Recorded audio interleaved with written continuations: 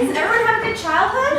Yeah. Great. Okay, so a little bit of context before I get into this story, just to lay the groundwork. I don't drink. I used to drink, but I don't anymore because when you drink the way that I drink, they make you stop. And actually, it's funny. I was a little bit nervous on my way over about telling this story, and then I realized instead of picturing the audience naked, I could just pretend we're all in a nice AA meeting. That's what I'm picturing right now. So anyway, I don't drink. I used to, I don't anymore. Right, where was I? Okay, so when I would drink, I would get extremely angry and erratic, and I'd probably cry a lot. I definitely was not the type of girl that was like, let's listen to Beyonce and like do our makeup and go to the club, yes. Like, I was not that type.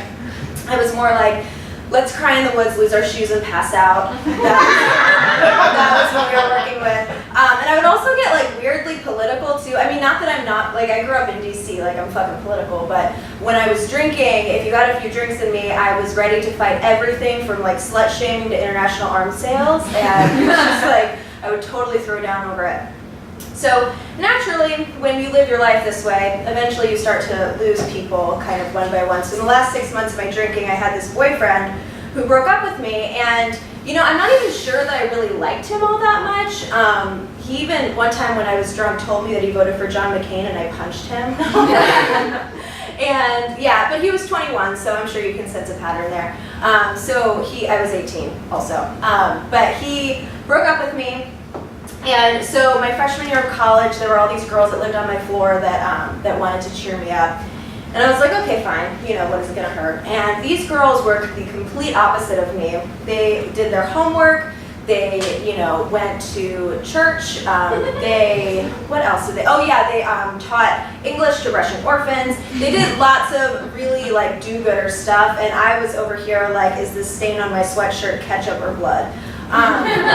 So they wanted to take me out, and the ringleader of this group was this girl named Mara Foley. Now, I was madly in love with Mara Foley. She was beautiful and funny and smart. She was like, in those 90s teen movies when there's the nerdy girl and then you take her glasses off and she's beautiful?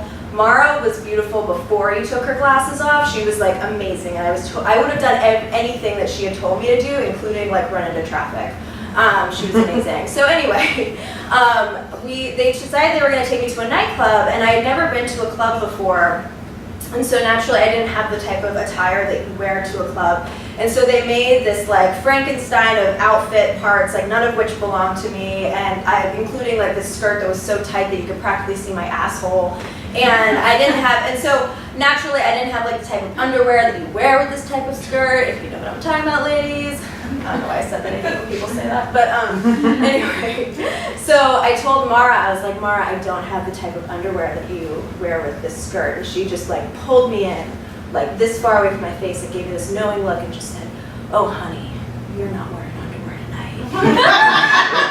And like I said, I did everything she told me.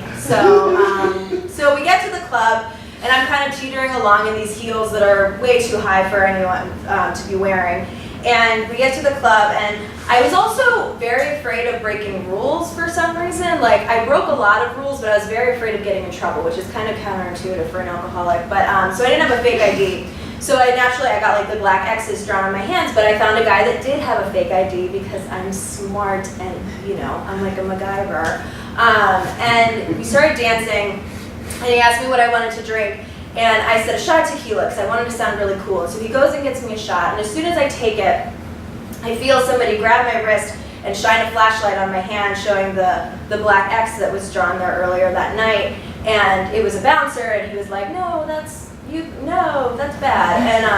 And I go into full-on grovel mode. I'm ready to, I'm afraid that I'm going to get kicked out of the club, that I'm going to get kicked out of college, that I'm going to get kicked out of the country. Like, I'm terrified at this point. So I was like, okay, I understand. I'll leave. I'm so sorry. And he looks me up and down in this ridiculous outfit that I'm wearing, in this really tight skirt, and he goes, no, he has to go, but you can stay. And I got so mad about the implicit sexism of it all that I left.